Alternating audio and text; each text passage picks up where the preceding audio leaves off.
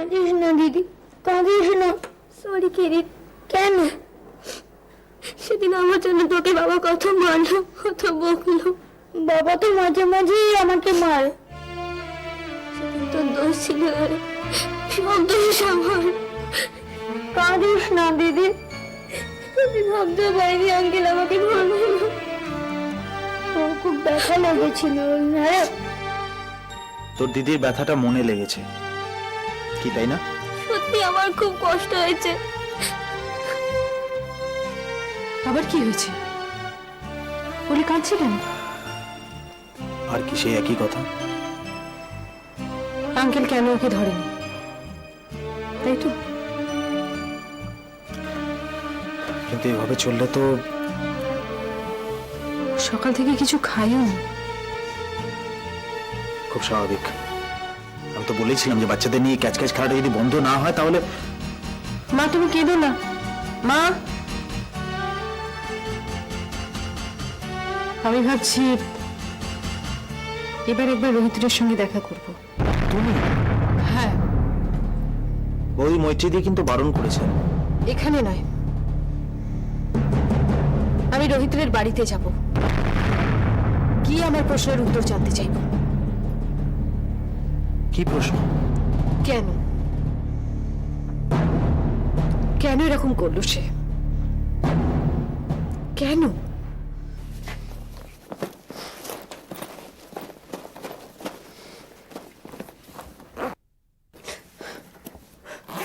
আমার কপালটাই ফাটা, তা না হলে ছেলেকে কাছে পেয়েও বারবার হারাবো কেন? মা এবার চুপ করো প্লিজ। কি হলো সীমা, তোমার হলো? অংশু, আমি আর পারছি না রে। দেখ, তোর বাবাকে তো অনেকবার বলেছি কিন্তু কোনো লাভ তো হয়নি। চল না আমরা সবাই মিলে কানপুর চলে যাই। সেটা আর সম্ভব নয় মা। সম্ভব, সম্ভব, সব সম্ভব। এত বছর বাদে যদি প্যাটেলের চোখ এড়িয়ে তুই বেঁচে ফিরতে পারিস তাহলে এই শহর ছেড়ে আমরা চলে যাবো। এটা এমন কি শক্ত কাজ? এটা বন্ধ কিছুতেই করা দাও যাচ্ছে না। না। বাড়ি ছেড়ে একবার এখানে থাকা, একবার ওখানে থাকা, এটা কি অংশু? এটা কি? মা প্লিজ থামো, একটু মাথা ঠান্ডা করে ভাবতে দাও। দেখছো তুই বাড়িতে থাকাটা কতটা রিস্কি। দেখলে না পুলিশ এসে কিভাবে সীমাকে তুলে নিয়ে গেল। ঘরের ছেলে এত বছর বাদে ঘরে ফিরেও আবার ঘর ছাড়া। ভগবানের কি অবিচার, কি অবিচার! এ নাও তোমার ব্যাগ রেডি। শোনো, তুমি শঙ্কর কাকুর বাড়িতেই থাকবে, তোমাকে ওখানে নামিয়ে দিয়ে সেরকম হলে আমি মাতাজির আশ্রমে ফিরে যাব। কেন? তুই কেন আশ্রমে থাকবি? তুই ওর কাকুর বাড়িতেই থাক। বৌমা দুবেলা মাছ মাংস খাবে আর তুই নিরামিষ খাবি নাকি? উফ মা, কি দেখ অংশু, তুই ভুলে যাস না যে আমি মা, বুঝলি? আমি মা। আর আমার সেরকম টান আছে বলেই কিন্তু তুই এত বছর বাদেও আমার কাছে আবার ফিরে এসেছিস। আর আমার সেরকম টান নেই বলে মায়া মরে গেল, তাই তো? তুমি অকারণ আমার মুখে কথা বসিও না বৌমা, আমি কিন্তু এসব কিছুই বলিনি। কিন্তু কথার মানেটা তাই দাঁড়ালো। কি হচ্ছে? তোমরা থামবে? সে টিপিক্যাল শাশুড়ি বউয়ের ঝগড়া।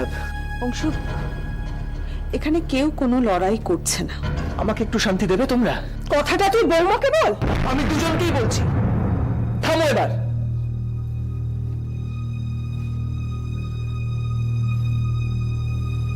এটা একটা জীবন। কাপুরুষের মতো পালিয়ে পালিয়ে বেড়াচ্ছি, একবার এর বাড়ি, একবার ওর বাড়ি, একবার। আর তো উপায় নেই। আর না, সব মনে হচ্ছে মরে যাওয়া ভালো। ওই কথা বলার আগে তুই আমার মরা মুখ দেখিস।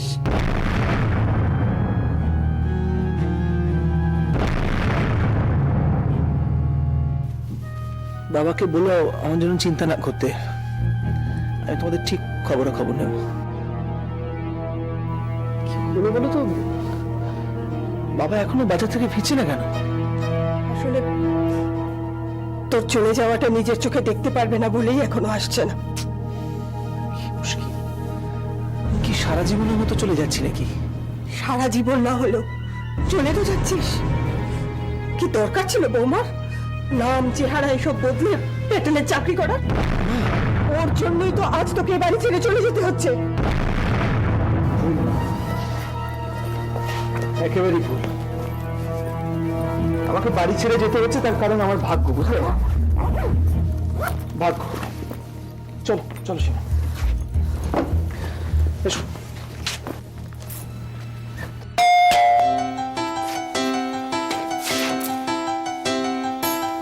আমি দেখছি।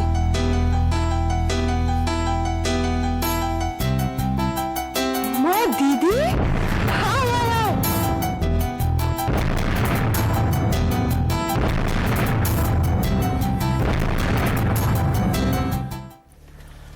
আয় দিদি, দে।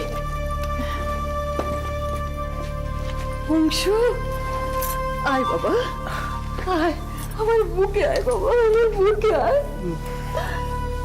মনে আছে করুণা, তুই কেমন ওকে ঘুরে ঘুরে খাওয়াতিস?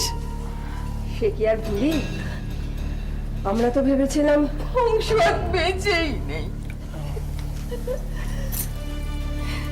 থাক থাক বলছে, মেয়েটা আমার অকালে চলে গেল। বৌমার চেহারা কেমন শুকিয়ে গেছে গো। এই দিদি, আমার বদনাম করিস না তো। তোর কথা শুনে মনে হচ্ছে আমি যেন বৌমাকে খেতে দিই না। দিব্যি আছে। মা, এত ব্যাগ, তুই যাচ্ছিস? হ্যাঁ হ্যাঁ রে, ওরা না আসলে বেড়াতে যাচ্ছে। হানিমুন কি মন তা তো জানি না, তবে বুঝিসই তো এত বছর বাদে দেখা, এই বুড়ো বুড়ির মাঝে কি আর গল্প জমে? মা, অংশু লজ্জা পাচ্ছে। খুব বড় হয়ে গেছিস না রে? দুবাইতে তো ভালোই চাকরি করছিল, এমন বাজে খবর ছড়ালো কি করে বলতো? দিদি, তোকে আমি সব বলবো পরে, বুঝলি? সবই ভালো। অংশু, শুধু তোর মেয়েটাকে বাঁচানো গেল না। কেন বারবার এক কথা বলছো মাসি? মায়া যে নেই সেটা আমাদের থেকে আর ভালো করে কে জানে। এক কথা বারবার তুলে লাভ কি? ওকে কথা অংশু, তোর মাসি মায়াকে কত ভালোবাসতো, তা একটু দুঃখের কথা বলতে পারবে না? এতদিন বাদে দেখা হলো। কিরে করুণা, তোর বৌমা যে একেবারে পুতুল হয়ে গেছে। ওই রকমই যত সব ন্যাকাম। চলি মা, চলো। কোথায় চললি? কোন ট্রেন? লুকোতে যাচ্ছি।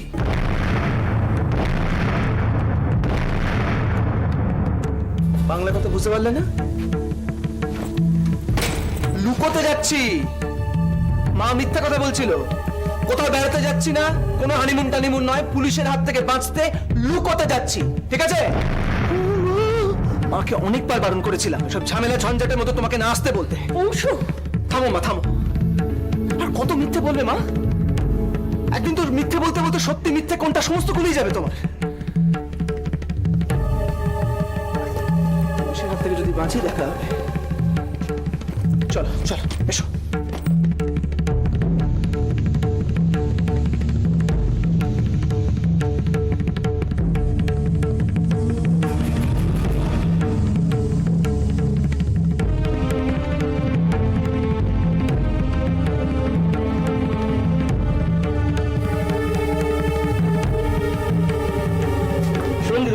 ঘরে যাবেন না। ভেতরে আমাকে যেতেই হবে, সরে যাও। দাদাবাবুর ঘরে ঢোকা বারণ, মা বারণ করেছে। আমি বলছি তুমি সরে যাও। দাদাবাবু, দাদাবাবু, কত বারণ করছি, দিদিমণি কোনো কথাই শুনছেন না।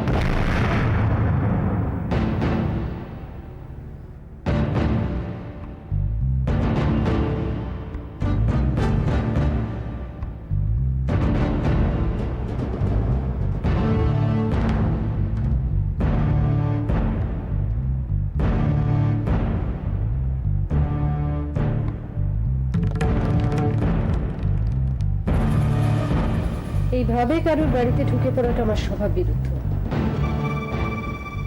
কিন্তু আমার বাড়িতে যা হয়েছে তারপরে ঘরে চুপ করে বসে থাকার আমার পক্ষে অসম্ভব। মিস্টার রে, আমি এতদিন আপনাকে একটা মানুষ বলে মনে করতাম, কিন্তু এখন কি ভাবছেন? অমানুষ। জানোয়ার। ব্যস্ত ছিলাম আমি আমার ছেলে মেয়ে নিয়ে। কোত্থেকে এলেন আপনি সবকিছু তছনছ করে দিতে? মানছি আমার স্বামীর সঙ্গে আমার ডিভোর্স হয়ে যাচ্ছে, আমার ছেলে মেয়ে খুব অশান্তিতে আছে, তা বলে আমার পঙ্গু মেয়েটাকে নিয়ে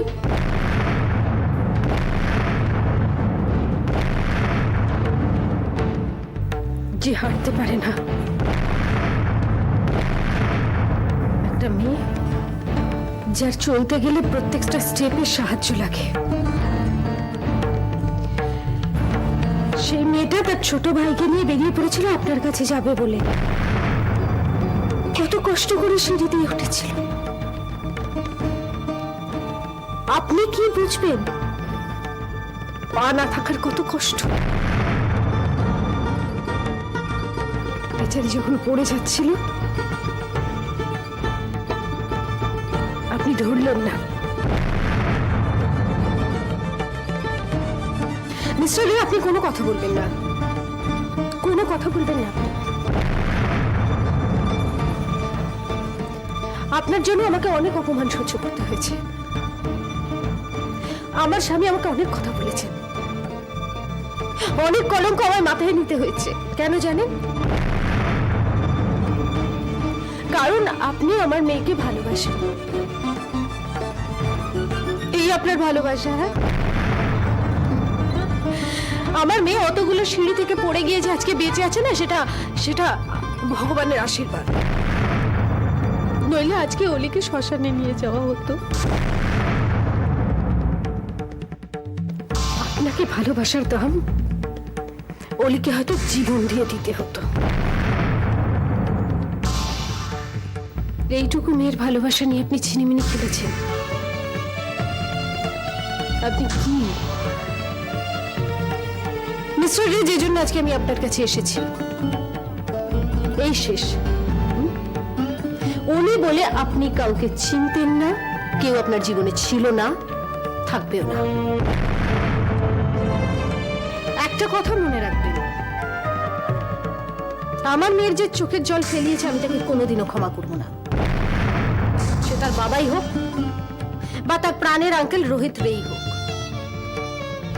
আপনি আর কোনোদিনও আমার মেয়ের সঙ্গে যোগাযোগ করার কোনো চেষ্টা করবেন না। একটা পঙ্গু মেয়ের সঙ্গে আপনি যে নিষ্ঠুরতা করেছেন তার জন্য সত্যি আপনাকে আমার ঘৃণা হচ্ছে। অলির হাতটা আপনি ধরলেন না। ছি,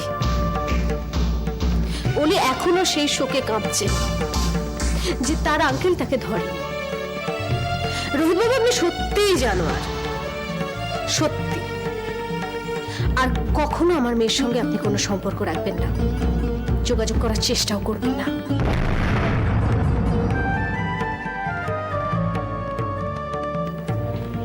দাঁড়ান।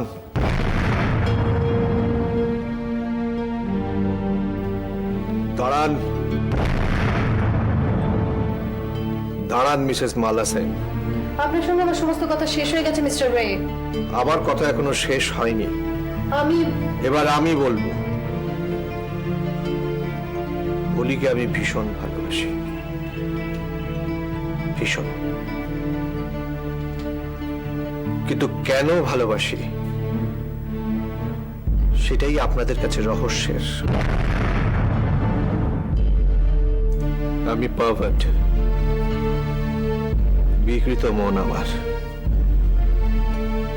বাচ্চা মেয়েদের নিয়েই বোধহয় আমার ইন্দ্রিয়ের সুখ। নয়তো আমার আসল উদ্দেশ্য আপনি। অলি একটা ছোট মাত্র। অলিকে ভালোবেসে আপনাকে ফাঁদে ফেলার তাল। মাথার উপর স্বামীর শাসন নেই, দুটো বাচ্চা, এটাই তো আইডিয়াল টাইম নাকি? ওয়েল মিস্টার রে, সেটা ভাবাই কি স্বাভাবিক নয়? Truth is stranger than fiction.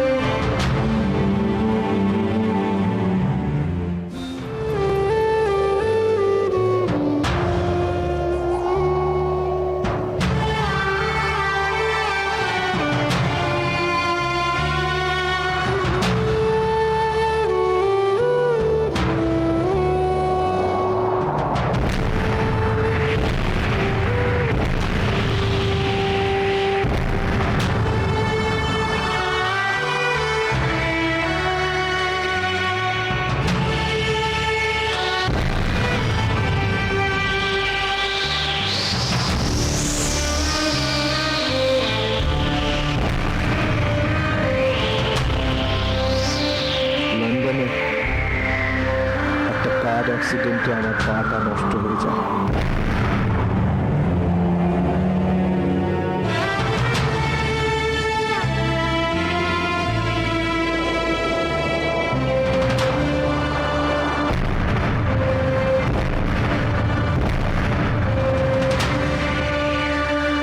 আমি জানোয়ার নই মিসেস সেন, আমিও পঙ্গু, অলির মতোই। কাঠের পায়ের জন্য আমি নিচু হতে পারিনি সেদিন।